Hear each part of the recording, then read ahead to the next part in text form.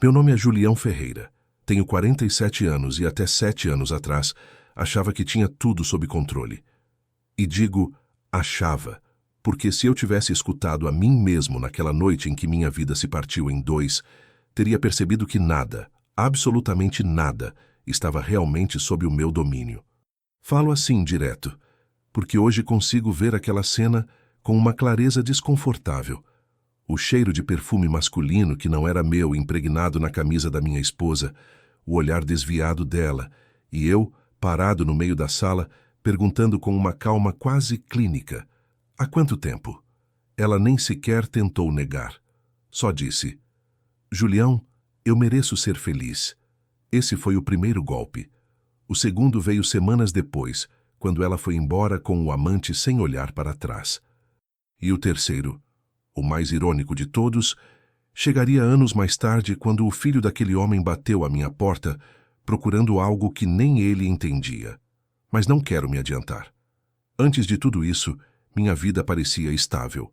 Sou engenheiro civil em Belo Horizonte, Brasil. Trabalho organizado, rotinas previsíveis, projetos que avançavam sem sustos. Eu era daqueles homens que acreditam que estabilidade é um escudo contra qualquer tragédia. Acordava cedo, fazia café, revisava e-mails, pegava minha caminhonete e dirigia 20 minutos até a obra. Minha esposa, Carolina, costumava acordar mais tarde. Tomávamos café juntos quando nossos horários coincidiam. Não era um casamento perfeito, mas funcionava. Ou pelo menos era isso que eu queria acreditar. Nunca fui um homem explosivo, nem ciumento, nem desconfiado. E talvez esse tenha sido meu erro. Porque nada, absolutamente nada, te prepara para ver sua vida desmoronar em silêncio. Nem para descobrir muito tempo depois que as dívidas do passado sempre voltam, mesmo quando a gente acredita que já não fazem diferença. Se você gosta de histórias em que a traição tem consequências e a justiça chega sem aviso, deixa seu like e se inscreve no canal. Aqui compartilhamos relatos reais de vingança e lições que nunca se esquecem. Quando olho para trás e lembro como era minha vida antes de tudo desmoronar, sempre me surpreende o quanto ela parecia tranquila. Não perfeita, não emocionante, não digna de um filme, mas estável. E na época, com meus 40 anos, estabilidade era algo que eu valorizava mais do que qualquer outra coisa. Trabalhava como engenheiro civil para uma empresa focada em projetos médios, prédios comerciais, ampliações de shoppings, algumas obras públicas. Nada glamouroso, mas suficiente para viver bem. Meu escritório ficava em Contagem, e metade do meu tempo eu passava supervisionando obras. Gostava desse ritmo. Uma mistura de técnica, barulho, decisões rápidas e o silêncio da estrada entre um ponto e outro. Minha esposa, Carolina, era contadora. Tinha 36 anos quando tudo começou a mudar. Estávamos juntos havia 12 anos. E mesmo não sendo o tipo de casal que se beija em público ou que posta fotos perfeitas nas redes sociais, eu sempre achei que havia respeito, companheirismo e previsibilidade. Hoje sei que eu confundia silêncio com paz. Nossa rotina era simples. Eu acordava às 6, preparava café e às vezes deixava o dela em uma caneca térmica quando tinha fechamento de mês e saía tarde. Ela costumava descer às 7, ainda com o cabelo úmido, conferindo o celular enquanto comia 2 torradas. E sim, hoje sei que muitas daquelas notificações eram dele. Mas na época eu nem desconfiava. Vivíamos em uma casa de 2 andares em um bairro relativamente tranquilo. Nada luxuoso, mas era o nosso espaço. Nos fins de semana fazíamos compras. Às vezes saíamos com amigos e, de vez em quando, fugíamos para Capitólio ou Ouro Preto. Era uma vida normal. Tão normal que se alguém tivesse me avisado que tudo estava prestes a explodir, eu teria rido. Carolina sempre foi reservada. Não fria, apenas difícil de decifrar. E eu, por outro lado, era tranquilo demais, analítico demais. Aceitava tudo com uma serenidade que hoje reconheço como conformismo. Talvez por isso nunca vi os sinais. Ou talvez os vi, mas não quis interpretar. As mudanças começaram com detalhes pequenos. Ela chegava mais tarde, dizia que tinha mais trabalho, começou a cuidar mais da aparência. Comprou roupas novas para o escritório. E eu, como o ingênuo funcional que era, mal percebi. Lembro de uma noite em particular. Estávamos jantando algo simples, umas quesadilhas improvisadas. Ela tinha chegado exausta, segundo ela, e não estava com vontade de conversar. Eu também não. Às vezes o silêncio entre duas pessoas dura tanto que deixa de ser sinal e vira hábito. Não havia brigas, não havia gritos, não havia drama. E o silêncio, quando se instala, vira o inimigo mais perigoso. Emocionalmente, eu estava num ponto estável. Não feliz, mas estável. E Carolina, bem, hoje sei que ela já não estava ali. Estava presente fisicamente, mas mentalmente já tinha cruzado uma linha que eu nem sabia que existia. Eu era o tipo de homem que acreditava que bastava trabalhar, pagar as contas, ser leal e não causar problemas. Achava que ser bom marido era cumprir um papel, não necessariamente estar atento. Aprendi da pior forma que estabilidade não é garantia, nem o amor. Ela começou a viajar para São Paulo a trabalho. 2 dias, depois 3, depois quase toda semana. E eu acreditei. Por que não acreditaria? Ela nunca tinha me dado motivos para desconfiar, até dar. A relação ficou tão distante que viramos colegas de casa. Falávamos sobre contas, compras, compromissos, mas não falávamos sobre nós. Eu ainda pensava que era só uma fase. Meus amigos diziam que eu trabalhava demais. Meus pais, que moravam em Betim, perguntavam se Carolina e eu planejávamos ter filhos. Eu mudava de assunto. Ela sempre dizia mais pra frente. Eu sinceramente não tinha pressa, mas também não era contra. Hoje agradeço por não ter dado esse passo com ela. Apesar do desgaste silencioso, eu estava convencido de que minha vida estava no caminho certo. Não era perfeita, mas era minha. Um emprego estável, uma casa sendo paga sem sustos, uma esposa que, ao menos tecnicamente, compartilhava esse caminho comigo. O que eu não sabia era que, em questão de semanas, todo aquele equilíbrio falso mostraria o quanto estava podre por dentro. Eu não imaginava que a traição não seria um momento explosivo, e sim uma sequência de pequenos cortes tão finos que você só percebe quando já está sangrando. Carolina já estava longe de mim. Eu só não sabia. E descobrir que a queda começou muito antes do primeiro golpe visível. É o que mais dói quando tudo desaba. O dia exato em que tudo se rompeu não foi dramático. Não houve gritos, nem portas batendo, nem cenas de novela. Foi algo tão silencioso que por um tempo até duvidei se realmente tinha acontecido da forma como eu lembrava. Mas aconteceu. Era uma quinta-feira. Eu havia terminado mais cedo na obra e decidi ir para casa sem avisar. Não era algo incomum, mas Carolina estava acostumada a que eu sempre mandasse uma mensagem antes de voltar. Naquele dia, não fiz isso. Não por desconfiança, mas porque algo dentro de mim precisava respirar, mesmo sem eu saber. Quando abri a porta, ouvi risadas, uma feminina e outra masculina. Risadas contidas, íntimas. Não vinham da televisão, nem de uma ligação. Eram pessoas de verdade, dentro da minha casa. Minha primeira reação não foi raiva, foi confusão. Fiquei parado na entrada escutando, mais risadas, um murmúrio. E então uma frase que jamais saiu da minha memória. Carolina, se ele chegar cedo, o que você vai fazer? Ela respondeu algo que não entendi, mas o tom. Aquele tom disse tudo. Não avancei. Não gritei. Não fiz nada impulsivo, simplesmente esperei. 1 minuto depois ouvi passos apressados, uma porta se fechando. E então, Carolina desceu as escadas com o cabelo bagunçado, o rosto tenso e uma camiseta que eu nunca tinha visto. Ela me viu ali, imóvel, como se eu fosse uma aparição. Julião, disse com a voz trêmula, não esperava que você chegasse tão cedo. A única coisa que consegui responder com a mesma calma fria que me envolveu no primeiro segundo foi: há quanto tempo? Não levantei a voz, não mexi um músculo, apenas fiz aquela pergunta. Ela desviou o olhar, respirou fundo, fez um gesto quase de rendição. Há alguns meses, respondeu. Meses. Meses dentro da minha própria casa. Meses usando minha mesa, meus pratos, minha sala. Meses em que eu dormia ao lado dela, acreditando que o silêncio era cansaço e não traição. Eu poderia ter subido para ver quem era o sujeito. Poderia ter feito um escândalo, mas algo dentro de mim congelou. Quero que ele vá embora, falei, firme. Ela apertou os lábios, mas não discutiu. Subiu rapidamente. Ouvi sussurros, passos nervosos e a janela do quarto se abrindo. O sujeito fugiu por ali. Patético. Carolina desceu de novo, com lágrimas que pareciam mais culpa do que dor. Julião, eu mereço ser feliz. Essa frase quebrou algo dentro de mim. Não respondi. Não ataquei. Não pedi explicações. Apenas assenti. Porque o que se pode responder a isso? Naquela mesma noite ela foi para a casa de uma amiga. Ou foi o que disse. Eu sabia que estava com ele.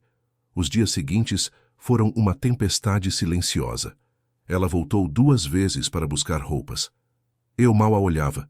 Não valia a pena perguntar nada. A decisão já estava tomada. 1 semana depois, ela pediu o divórcio.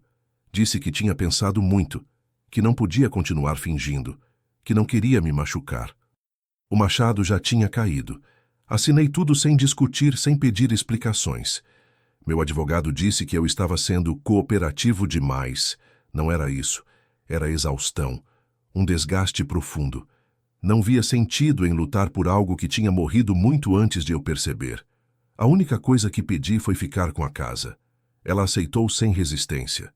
Hoje entendo o motivo. O amante dela tinha melhores condições financeiras. E Carolina sempre foi prática. Em menos de 1 mês, ela já morava com ele. Oficialmente, sem se esconder. Às vezes, amigos em comum me mandavam fotos sem querer. Ela sorrindo, ele abraçando-a, aquele ar de vitória que só tem quem ainda não pagou o preço de suas escolhas. Fiquei em silêncio. Fui apagado do círculo social que compartilhávamos, uns por desconforto, outros por conveniência. No fim, fiquei sozinho, mas nunca senti pena de mim. Não sou assim. O que eu senti foi outra coisa, um frio interno. Uma clareza que só aparece quando a vida arranca tudo aquilo que te distraía. O último golpe chegou 2 meses depois do divórcio. Eu estava no supermercado, comprando café. De repente, ouvi uma voz infantil atrás de mim. Mamãe, aquele não é o moço das fotos? Virei. Era o filho do amante de Carolina, um menino de uns 8 anos. E atrás dele, Carolina. Ela ficou pálida. Eu apenas a cumprimentei com um gesto mínimo. O menino me olhou curioso, como se tentasse decifrar quem eu era naquela história. Vamos, filho, disse ela apressada. A palavra filho, dita ali, tão perto de mim, me provocou um incômodo seco, áspero. Não reagi, não disse nada. Mas aquele momento marcou algo dentro de mim. Eu tinha sido substituído até mesmo na narrativa da vida que compartilhamos. Voltei para casa, sentei no sofá vazio e entendi que todo o meu equilíbrio tinha sido arrancado como um piso mal colocado. Eu era um homem sem esposa, sem círculo social, sem direção. Mas algo dentro de mim permanecia vivo, uma paciência fria, um instinto de reorganizar tudo, de reconstruir, de não permitir que aquela traição fosse o capítulo final da minha história. A queda tinha terminado. Agora começava outra coisa. Depois daquela cena no supermercado, entendi que não havia mais nada a perder. A vida que eu conhecia já não existia. E por estranho que pareça, quando alguém chega a esse ponto, algo acende por dentro. Não um impulso destrutivo, mas uma clareza brutal.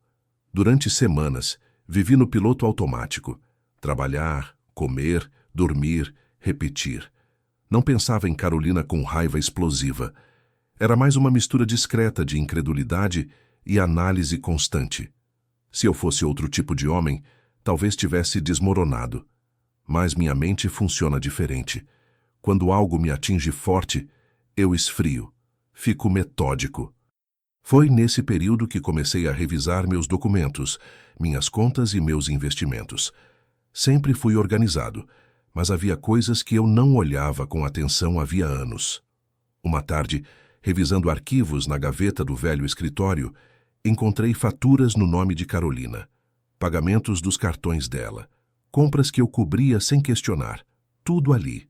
Um histórico silencioso de aproveitamento, não só traição emocional, financeira também. Eu não estava buscando vingança, ainda não. Estava tentando entender onde exatamente eu tinha perdido o controle. Foi então que percebi que a separação tinha sido, sem querer, uma libertação financeira. Os gastos caíram pela metade.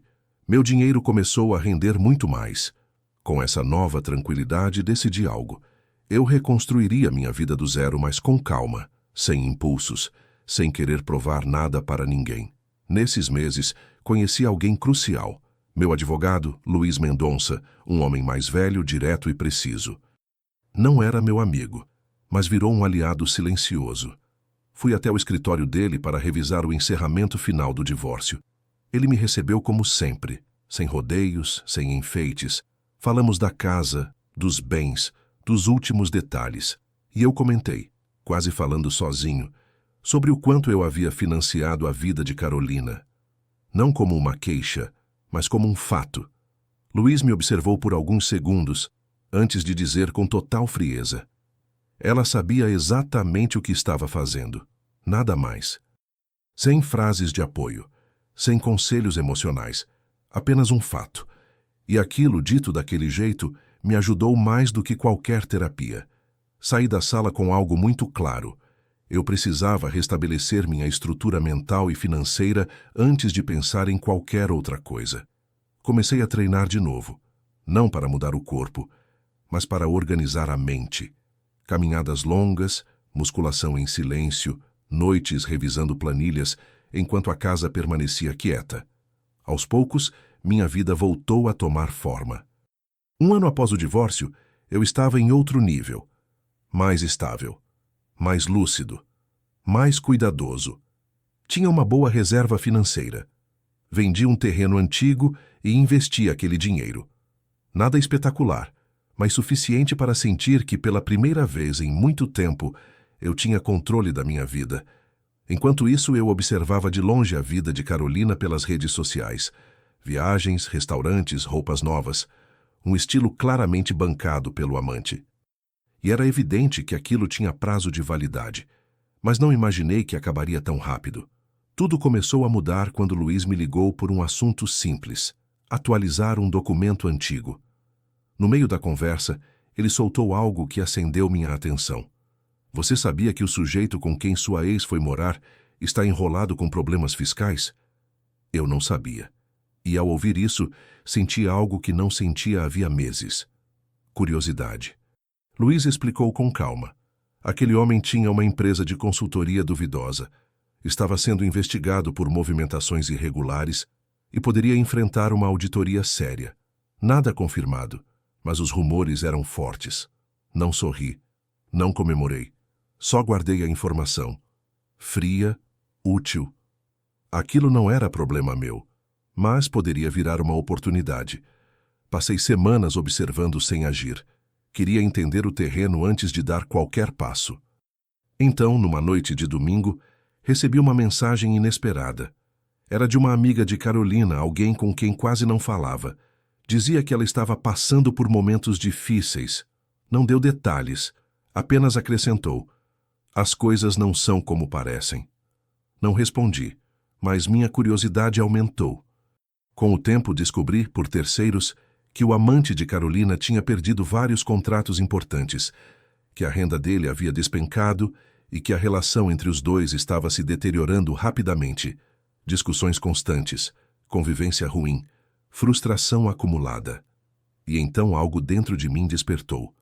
Não ódio, não impulso vingativo, mas uma consciência precisa. Havia uma abertura. E se eu fosse inteligente, poderia transformá-la numa lição impossível de ignorar. A primeira coisa que fiz foi revisar o acordo do divórcio. Eu o conhecia de cor, mas queria verificar se havia alguma omissão que pudesse vir à tona. Luiz foi claro. Eu não deveria mexer em nada que parecesse ataque pessoal, mas disse algo que ficou gravado. Quem constrói a vida em cima de uma mentira sempre deixa rastros. Passei meses anotando detalhes, cruzando informações, observando a distância. Eu não queria prejudicar inocentes. Queria equilíbrio, justiça silenciosa.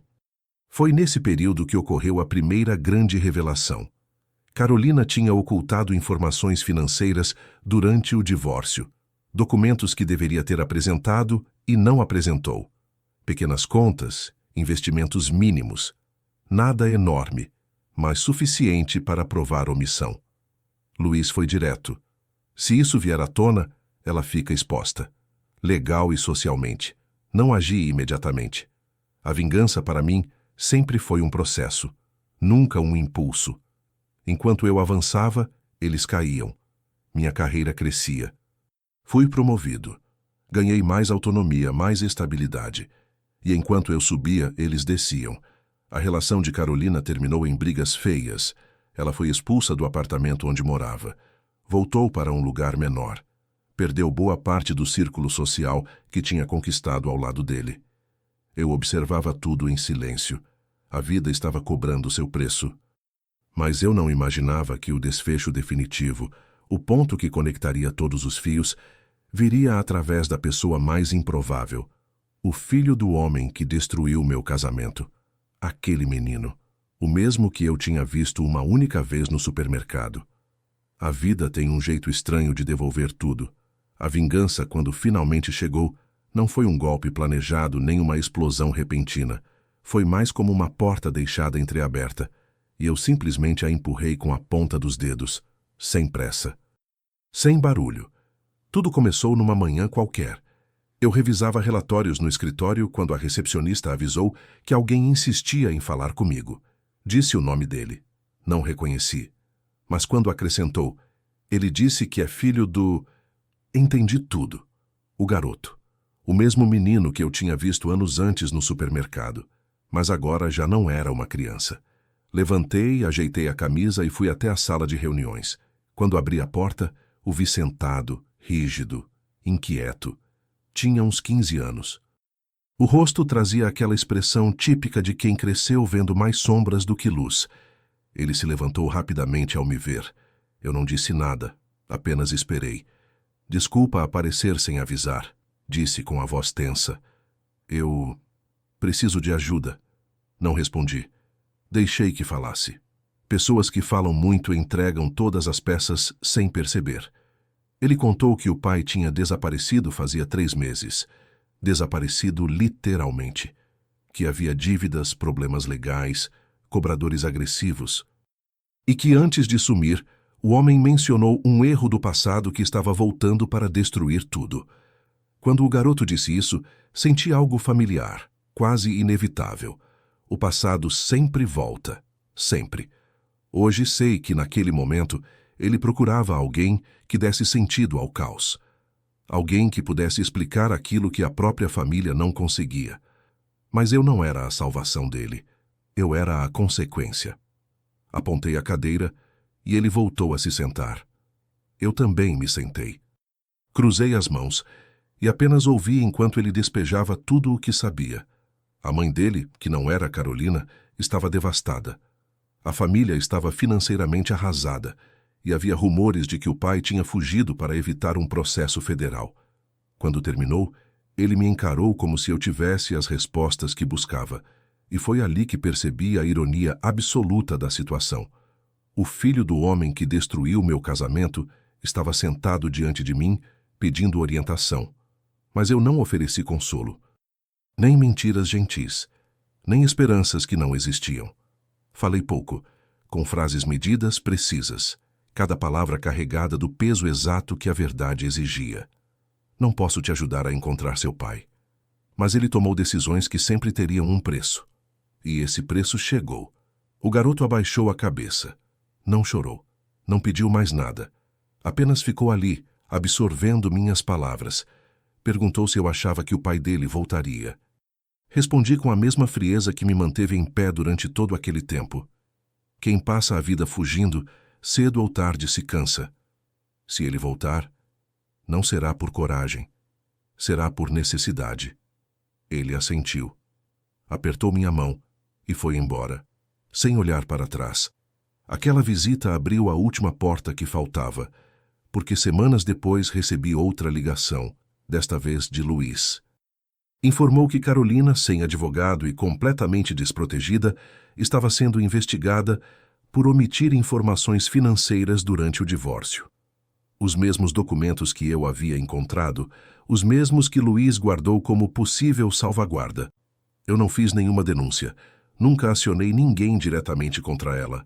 Apenas consultei meu advogado, formalmente, se havia irregularidades que deveriam ser revisitadas.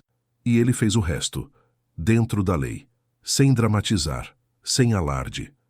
Carolina foi notificada. Perdeu o pouco prestígio que ainda tinha na empresa. Teve que pagar multas, teve que admitir publicamente o que tinha escondido, e isso, para ela, valeu muito mais do que qualquer castigo financeiro. A vergonha social é algo que poucos sabem enfrentar. Também soube, por terceiros, que o amante realmente havia desaparecido. Nada de viagens, nada de novos projetos, nada de explicações. Apenas fuga. Tinha abandonado tudo, até o próprio filho. Um filho que agora vivia com uma mãe emocionalmente destruída e financeiramente afundada. Nada disso me deu uma satisfação explosiva. Não senti aquela vitória hollywoodiana que as pessoas imaginam quando falam em vingança. Foi algo completamente diferente. Uma sensação profunda de equilíbrio, de ciclo encerrado. Como se todas as peças finalmente tivessem caído no lugar certo. Mas o golpe final não veio de tribunais nem de notícias. Veio de um gesto simples, quase irônico. Meses depois, em um café perto do trabalho, vi Carolina, sentada sozinha com o olhar perdido. Ela também me viu. Não houve palavras, apenas um olhar. O olhar dela dizia arrependimento, perda, consciência tardia. O meu dizia algo simples, acabou. Ela desviou o olhar, pegou a bolsa e saiu rapidamente, como quem tenta fugir de uma versão de si mesma que já não consegue sustentar. Naquele instante, compreendi algo. Minha vingança não foi destruí-la. Foi deixá-la viver com as consequências das próprias escolhas. Sem máscara, sem desculpas, sem saída fácil. Nunca desejei o mal dela, mas desejei, e consegui, que enfrentasse a verdade. E o filho do amante, nunca mais o vi. Mas sei que aquele garoto entendeu uma lição que muitos adultos nunca aprendem. Quem destrói a vida de outra pessoa sem remorso acaba ensinando, sem querer, como a sua própria pode ruir da mesma forma. Depois de tudo o que aconteceu, minha vida nunca mais foi a mesma. E digo isso no melhor sentido possível. Eu já não era aquele homem distraído que confundia silêncio com paz, rotina com estabilidade e costume com amor. A queda, por mais dura que tenha sido, me reorganizou por dentro. Nos anos seguintes, meu foco foi simples: construir. Não para provar nada. Não para me sentir superior. Apenas para ter uma vida que realmente fosse minha. Cresci profissionalmente muito mais do que imaginava. Aceitei projetos maiores, viajei, ampliei minha rede, investi melhor. E com o tempo, aquela casa que havia sido o cenário do meu colapso se transformou em outra coisa, um espaço onde aprendi a estar comigo mesmo. Quanto a Carolina, desapareceu do meu caminho. Soube por pessoas distantes que mudou de emprego, se afastou de muita gente e tentava recomeçar. Nunca impedi esse reajuste, mas também nunca fiz parte dele. Ela escolheu sua rota. E a vida, como sempre, cobrou o que tinha que cobrar. O homem com quem ela me traiu nunca voltou. Não deixou explicações, nem mensagens, nem desculpas. Apenas desapareceu, deixando para trás destruição o suficiente para que todos entendessem quem ele realmente era. Foi a forma mais clara de justiça. A autodestruição de quem acredita que esperteza é estratégia. E o filho dele, aquele garoto que um dia me olhou buscando respostas que o próprio pai não teve coragem de lhe dar. Esse menino me marcou mais do que ele pode imaginar. Porque naquela sala entendi que eu não era apenas a vítima de uma história. Eu era a prova viva de que decisões egoístas criam ondas que atingem até quem não tem culpa de nada. Nunca mais o vi. Não sei que caminho seguiu. mas espero que tenha aprendido algo que eu mesmo só entendi quando a vida me partiu ao meio. Ninguém sai ileso quando constrói a própria felicidade sobre a destruição alheia. Hoje, quando lembro de tudo, não sinto raiva. Também não sinto nostalgia. Sinto distância. Como se estivesse assistindo à história de um homem que um dia eu fui, mas que já não existe, e talvez, de certa forma, seja isso mesmo. A melhor decisão que tomei não foi a vingança, foi a frieza, a paciência, o silêncio que deixa a vida fazer seu trabalho. Porque no fim tudo volta, tudo se ajusta, tudo se cobra.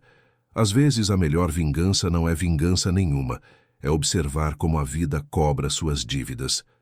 Se essa história te tocou tanto quanto me tocou vivê-la, deixa seu like e conta nos comentários o que você teria feito no meu lugar. E, se ainda não é inscrito, ativa o sininho para não perder as próximas histórias.